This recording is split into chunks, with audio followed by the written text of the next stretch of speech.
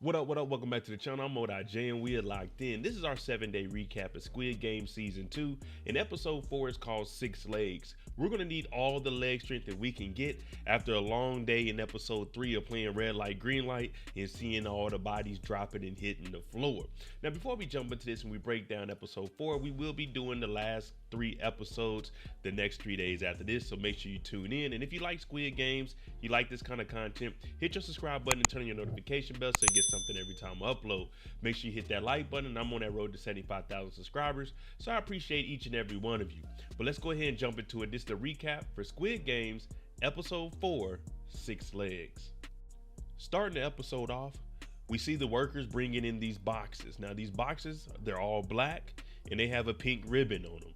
Now these look like coffins, but then again, it is the Christmas season, so maybe they're Christmas presents that they're going to give out to the remaining contestants within the game.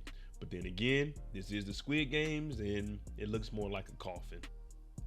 456 is in here talking to his friend. Now his friend is eating up the food, trying to get all the energy he can for game 2. But he's also talking about that 20 million that's up there, that's not enough money. 456 is trying to explain to him that we need to quit this game. It's going to end ugly for everybody. And since he played it before and actually won, he knows what the outcome is going to be. In 9.9 times out of 10, you're not going to make it. You may think because you beat one game, you can go to the next and win, but the games aren't set up for you to win. So it's just that, okay, if I just play one more, they need to exit this game. After game 1, we've seen that the whole room was divided, 181 to 182 votes in favor of staying. Now everyone's coming over to 456 and asking him about the games. Since he knew about red light, green light, maybe he knows the next game. And he's saying the next game they played was the cookie game, where you had to take that piece out. And he's saying that the triangle was the easiest piece. Now some of the people are saying, hey, let's all work together and do the triangle because it's the easiest. And then the older gentleman is saying, hey, don't tell anybody else because the more people that make it, there's not going to be any money added to the pot. So you see some greed and you see some survival. But 456 wants everyone to make it. 001 comes over and talks to 456. Now 001 was the last person to vote on keeping the games alive, and he said yes, he wanted to. So he apologizes to 456 because he wants to know why 456 wants to save everybody. And if he really won that money, why is he here? But if you look very, very closely and pay attention to the details, 001, unbeknownst to 456, is actually Inho, aka the front man. So he wants to know why, if you got 45 billion won, did you come back? Because he wants the games to continue, because he has his own reasoning behind that. 390, 456's homeboy, who's trying to stay here and get this money after his wife and took his kids and everything from him. He used to be in the Marines, and 388 comes up to him like he's in the Marine. He wants to join up with them. He wants to follow them. He's seen 456 and he thinks that he's a hero. And since he's a Marine, he wants to be here. Well, 390 was a Marine also. And now 388, he's saluting them.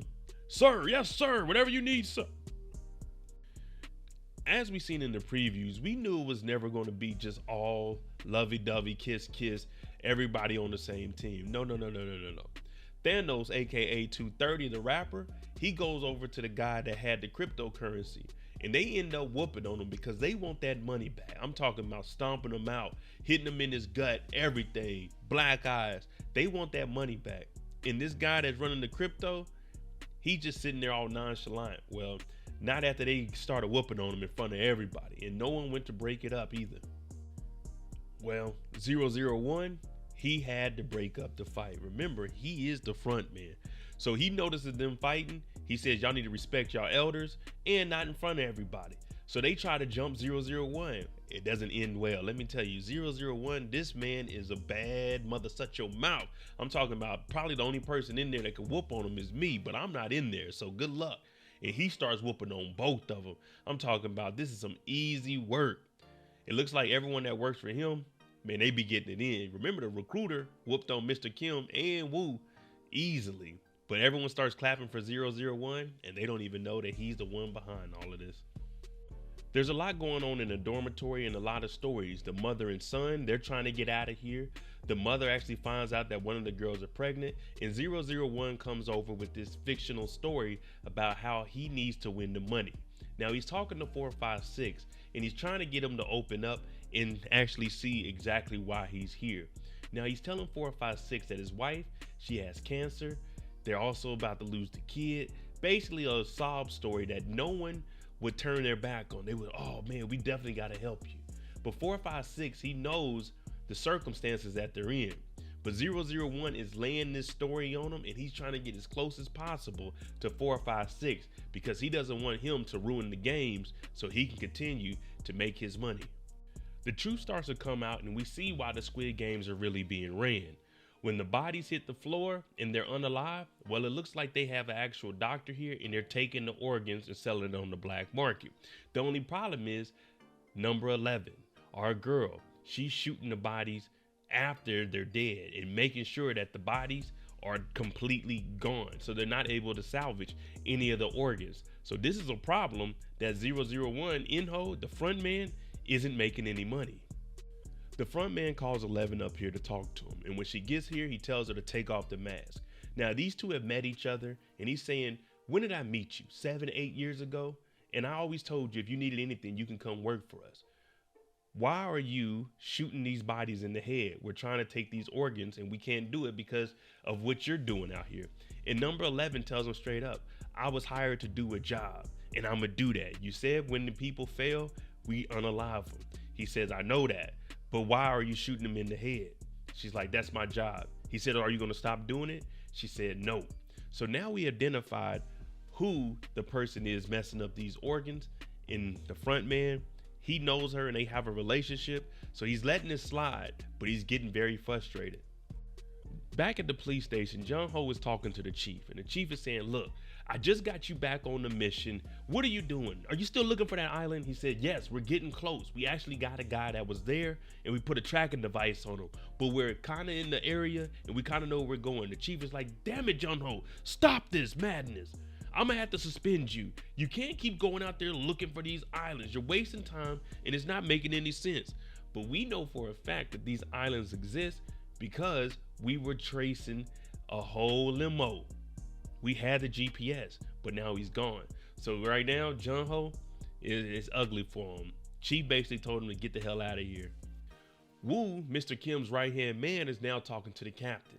They still have the mercenaries here because they're looking for that island, but the storm has been rolling in, so it's too bad for them to actually go out there. He just talked to Jung-ho, and he basically found out that they're still going to go and look for him once the weather clears, as soon as it can. Now, Woo's not supposed to tell the captain this information, but Jung-ho has been telling him everything right now. So Woo spills the beans on everything about the 45 billion won, about Gi-hun being the person that went and won. So now the captain knows that the story is true and it wasn't made up. 456 has told everyone that the next game is the cookie game. So they're all getting in line and everyone's lining up for the triangle because the triangle is supposed to be the easiest. It's just 3 corners. Well, when he gets up there, he's the first person to pick and he picks the triangle. But when he opens it up, this triangle has all kinds of little triangles on it. So everyone looks at him in line like, what the hell? You're about to make us all lose. We got in this line for the triangle. So everyone's yelling at him, calling him a fraud because he picked the wrong triangle. But luckily for him, he was just dreaming. He's going through nightmares. But I was thinking the same thing. I doubt they're going to have all the same exact games. The pregnant girl that the mom found was number 222, and it turns out she's pregnant by 333, who's running the crypto scam. Now she comes over to him and they're talking and going back and forth, and since he's been whooped on, no one's in his corner, he's trying to act like a concerned father. First he asks, what about the abortion? We seen her in the clinic, but she left out. She decided to have a baby. And now the reason she joined this game is because she beat the recruiter multiple times. So she's thinking that she can actually win these games. Now, 333, the crypto guy, he's like, well, let me help you out, man. You can't go through this pregnant alone. She says, I don't need your help. I'll figure it out. Now it's day 2 and time for game 2. Everyone lines up and they go into the next room. Well, it turns out it doesn't look like they're playing the same game, Daegu, where you got to take the cookie, get the shape up out of there, They don't know what's going on right now, but there's an announcement that comes over the machine. You got 10 minutes to pair up into groups of 5. We're playing a game called 6 legs. The game is 6 legs, and everyone is mad at 456 because he doesn't know what game this is. Right now, 456 has him a group. It's 456001, aka the front man, 390 and 388.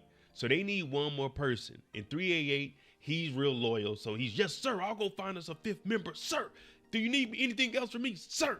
They're like, nah, just go find us somebody good. Because one thing about the Squid Games is you win together, you lose together. So you can only imagine what's going to happen if you pick the wrong member for your team. The mother-son duo, they're looking for a group. They pull up on this group of 3 and they would make 4 and 5.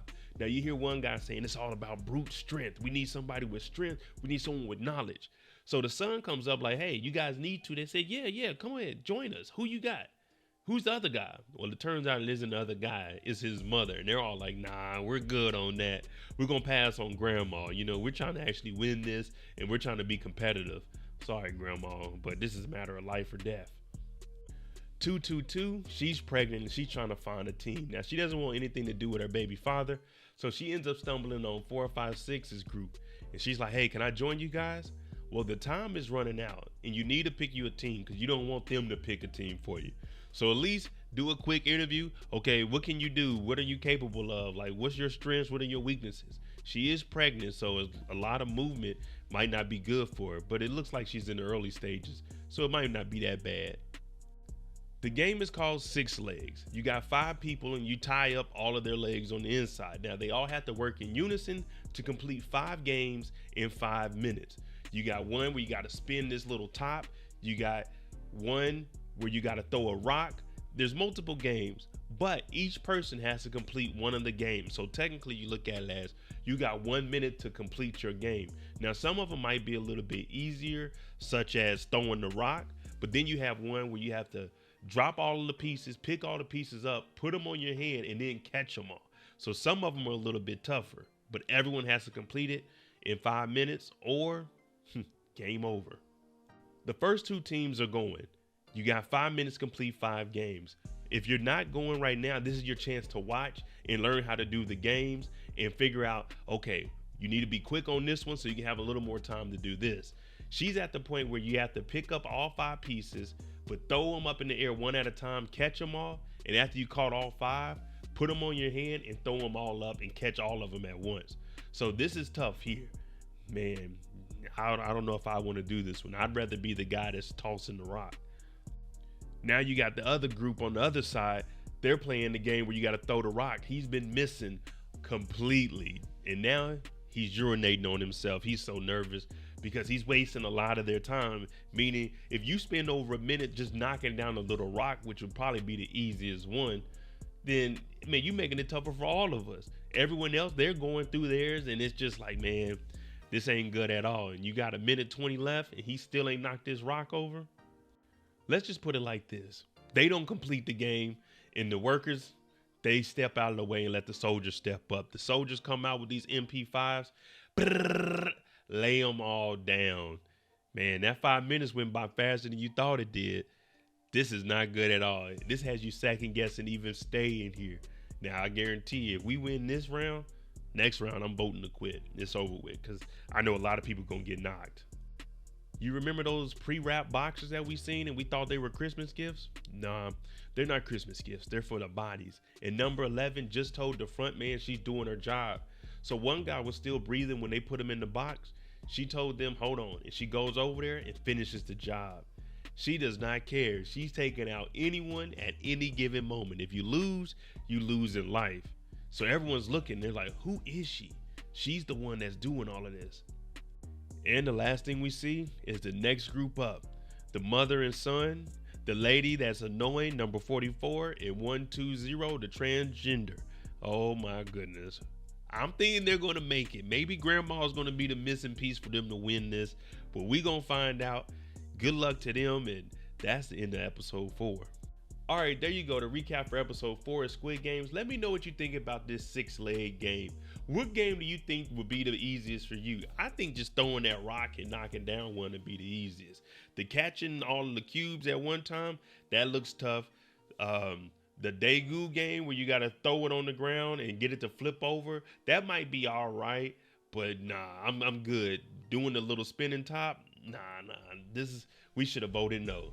Maybe if we all attack these guys, we can get up out of here. But let me know what you think. I'm Mo.J. If you like this kind of content, hit that like button, hit that subscribe button. Thanks for watching. Tune in tomorrow for episode 5. And then we got 6 and 7. And then we got to wait till season 3 drops to get the remainder of the season. Thanks for watching. I'm out. Jimmy on the beat, boy.